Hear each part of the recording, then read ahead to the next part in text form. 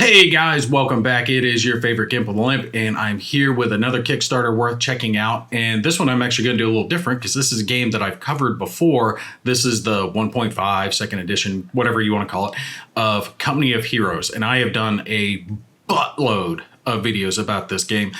This was definitely one of my favorites. Still love this game. I would have it on the table all the time if I could. Really was top quality.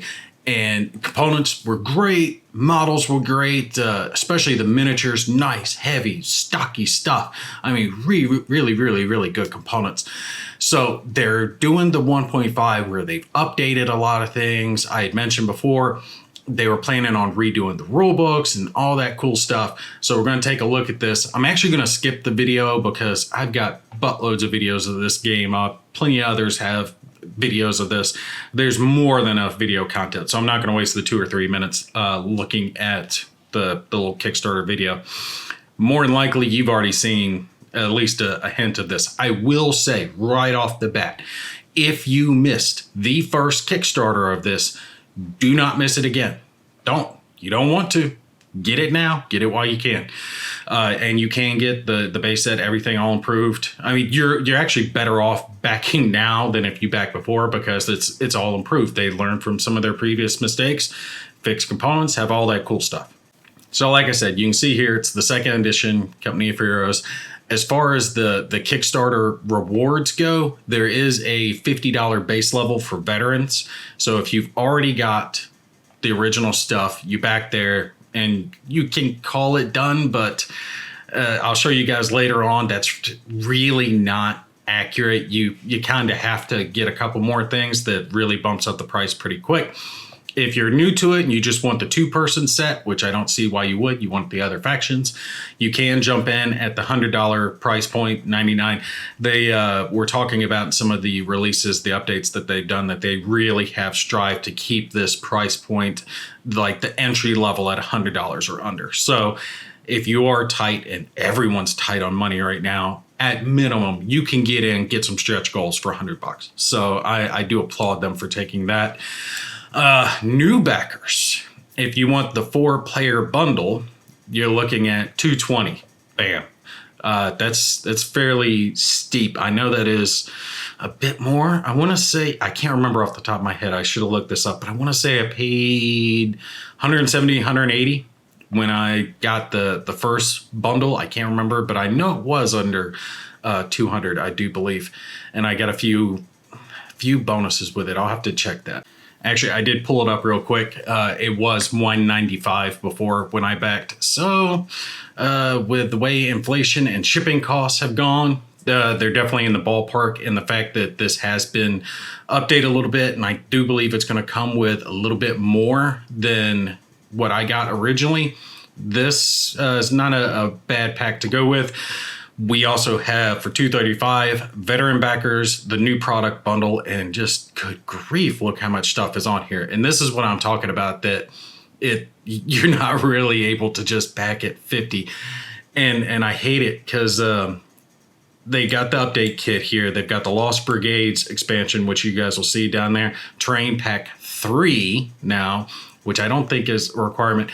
But if you plan on playing this solitary, you do have to get the second edition solo, because they've revamped the whole solo mechanic to make it a lot better than it was the first go around. And that was one of the things. It didn't play bad, but there wasn't a whole lot of replayability. It was fairly static. And I think they have taken steps to correct that, which is great. But that means you do have to get the second version of the solo expansion, which is But you do get that, the Legacy Map Pack, Dice and Vehicle Trade Pack, Stretch Rewards, and Elite Stretch Reward bonuses. So it's like, if you're a veteran and you want all the new stuff, you're looking at $235, which is just way out of my price range. I'm not getting that. Sorry, guys. This one is going to cost you a bit, but you're paying for premium components, premium gameplay. This is a good one. So it's like back and forth on that. Let's scroll down and let you guys see some of this. I like how they do have some painted minis on here in the infantry, because this stuff, I just looks so good. I painted my buildings. I didn't paint them this good, but I did paint some of my buildings. They'll look good regardless. It just depends on if you're up to painting yours or not. You can see the cathedral looking one here. That's part of Terrain Pack 2. The buildings themselves, the little flags, the barbed wire barricades, things like that, that's all Terrain Pack 1. So if you're looking for terrain packs in orders of importance, it goes with the numbers. If you can only get one, then get the first one. If you can get a couple, then get the first two. If you can get all of them, get, all three, obviously. But I would absolutely recommend, if you get terrain packs, to get the first one, because the buildings and the flagpoles, especially for the control points on the board, make such a difference, because the flagpoles standing up with the little pieces on them are so much easier to see when you're looking across this big map versus just a token that's right there on the hex. That can bleed in and be harder to see. That really does make it pop out. Just looks so much better. So get Terrain Pack 1. If you can only get one, get the first one. Showing you here what's new in 2, bigger battles, better balance, which I do like. It says larger scale battles, which I don't know how they can get larger scale. Good grief. It was already so big. I could only fit 3 of these maps on a 6x4 table. 3 maps laid out. So keep that in mind. They do have some new map boards. The Ardennes Forest and Moro River are now included in the core set and the second edition update kit, which is very nice. These double-sided 2-panel maps can create 6 tactfully unique map configurations and combine with other maps to create many more. Cool. Definitely looking forward to that. Like I said before, revised and improved rulebooks with 40 new map setups. They had caught some flack before because some of the rules were split out. There were multiple rule books. There was a basic rule book, advanced rule book, and a whole bunch of stuff. They combined it down, streamlined it. That was the perfect way to go with it. Like some of the mechanics for the buildings, I didn't have the rules for specifically because they were in terrain packs that I hadn't purchased. So new assault rules and improved victory conditions. That's nice. Says they've improved the game flow. Tactical options have been dramatically improved with the assault mechanics inspired by Company of Heroes 3. Revised victory conditions now ensure a dramatic and suspenseful endgame. Definitely looking forward to trying that out. Plus bonus components, dice, resource tokens, map tiles, and much more. Yay! A bunch of people said it was great. It's excellent. Very, very top quality game. A lot of people, especially Centurion, giving it good votes. Make sure you check out the videos. Like I said, I've got videos. A bunch of other people got videos all showing this stuff. Now I need to go back and paint some of these damn tanks. There's so many to paint up. But we do have pictures here showing you what all you're going to get. This is the core set. This get only if it's what you can afford.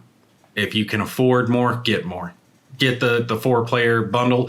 Even if you don't want to play it 4-player, you want to have the extra factions.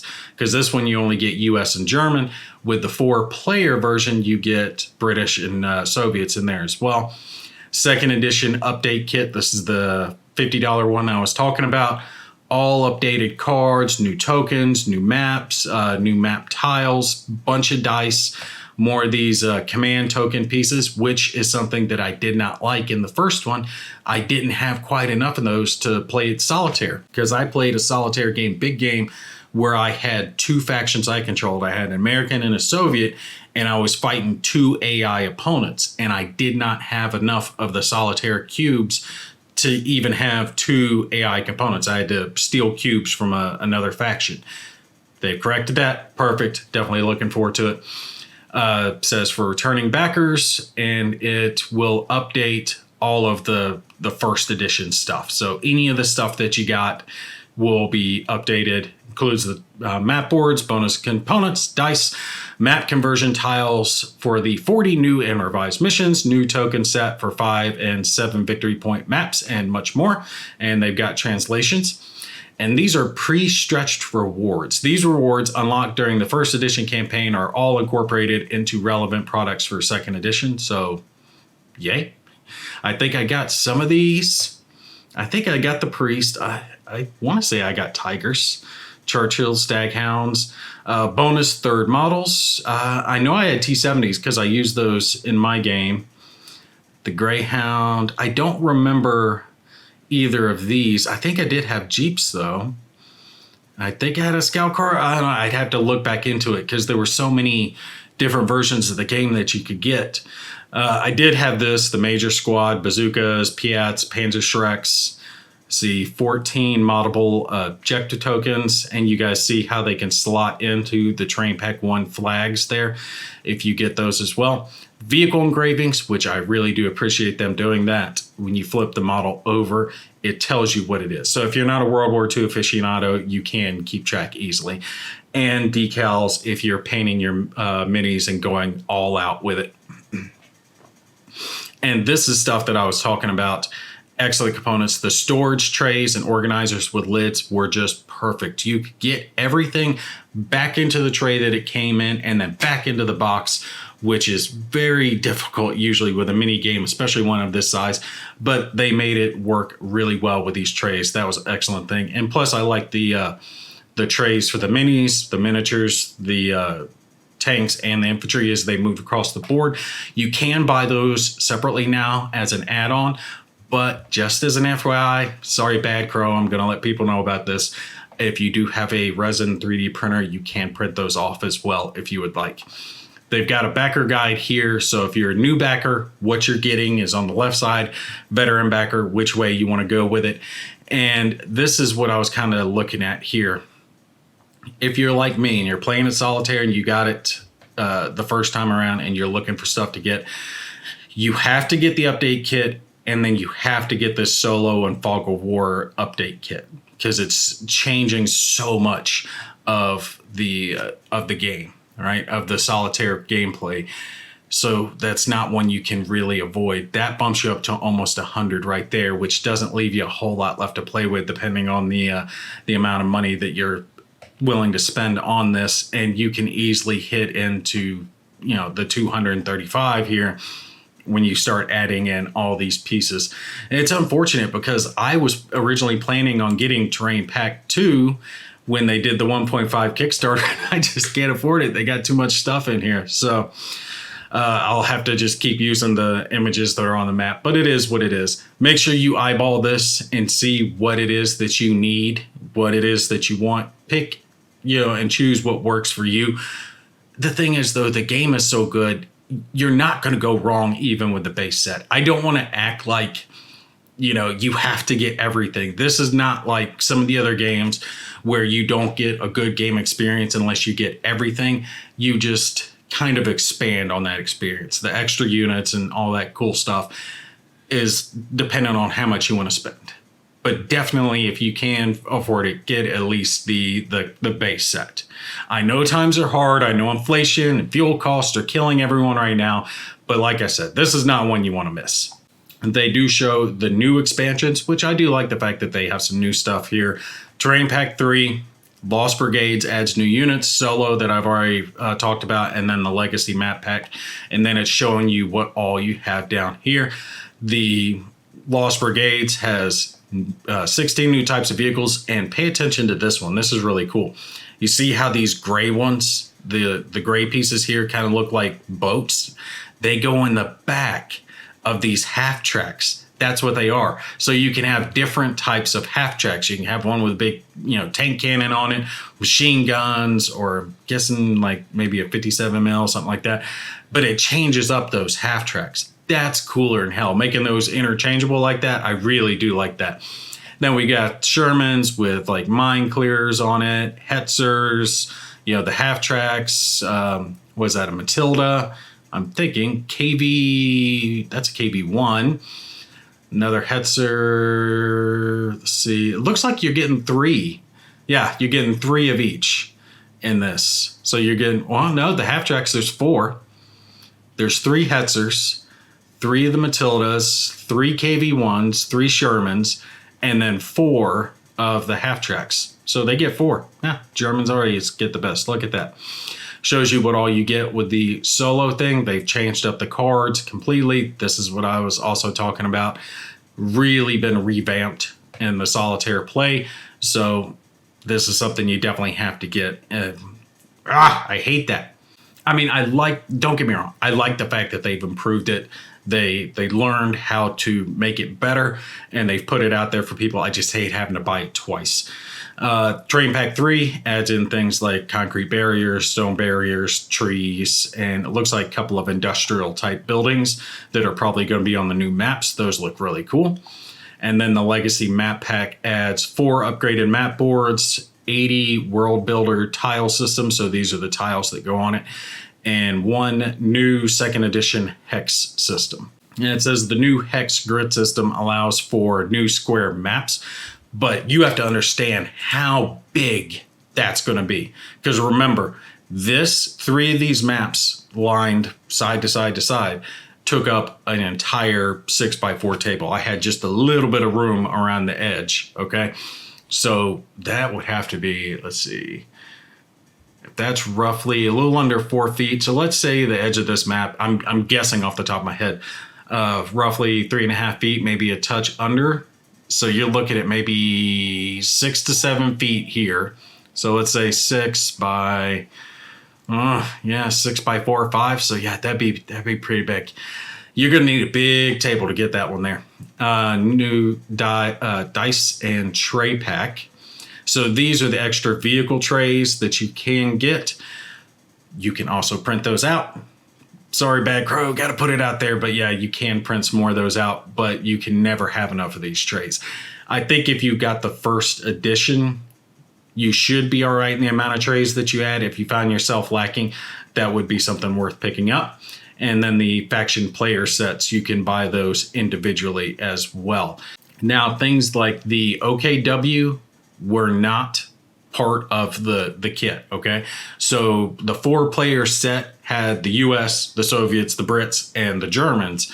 The OKW guys were their own independent faction. They were a different add-on previously. So that would be one you would want to buy independently if you want to have all the factions in the game. Then you see Terrain Pack 1. This is the one that I was talking about. You definitely want to get if you get any of the terrain packs, because the buildings are very much worth getting. And actually, some of these buildings look a little bit different. This one looks a little bigger. So, no, that's 2 buildings back to back. Yeah, I was trying to figure it out. I was like, why is that building so much bigger? But that's 2 buildings back to back to create one big one. But the big thing, again, are those flags. Those flag poles make all the difference, really makes the game so much easier. This is the one I wanted to get, but I'm skipping because I really wanted that cathedral, but I'll try to get it later if they bring it out to retail. Elite Commanders Pack, definitely recommend this one. This has all the cool vehicles in it. IS-2s, KV-2s, some priests, Shermans with the rocket launchers on them. I forget what you call this British version of it. I think the Firefly, maybe. I could be wrong on that one. Just a buttload of cool vehicles get added to it. And of course, the commander cards, because the way the commanders work in the game is they have special units that they can bring out. So using those commanders, you get to use those vehicles. Just the generic commander isn't going to be able to call in an IS-2. And that thing is a beast, let me tell you. Yeah, and it looks like it says pre-stretch rewards because they added the Firefly and the Stuart light tanks to that. I'm wondering, did those come in the original one? I think they did as stretch goals. I don't know. It's been a little while since I opened it up. I'd have to check. Mini bundles. A lot of these were extra stretch goals, like the Stug Assault Pack. The Pathfinder Pack was the one if you backed it within a certain period of time, you got that, which I hate it when companies do that. Eastern Reinforcement Pack. Those had the IS 122 or 152. I forget which one that came in that one. And then stretch goals. Extra components added. Universal Vehicle Commander Set. That looks interesting.